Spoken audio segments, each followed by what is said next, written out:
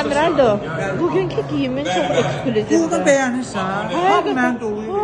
Bu hamı sənin giyimindən danışır. Nə məsələdir? Nə bilir? Bu nə brendidir, nədir bu belə?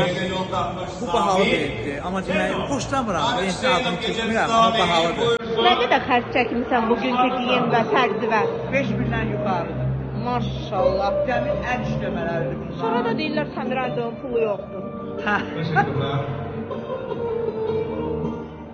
Bir fırlan baxaq sənə. Özəl görünürsən.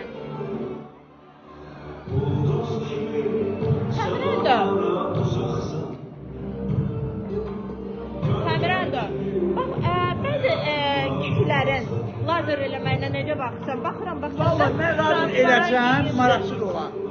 Onun güclü olmaq daha maraqlıdır. Səndə transparan giyimli, bədənin görsənir. Elə gözəllik olur da.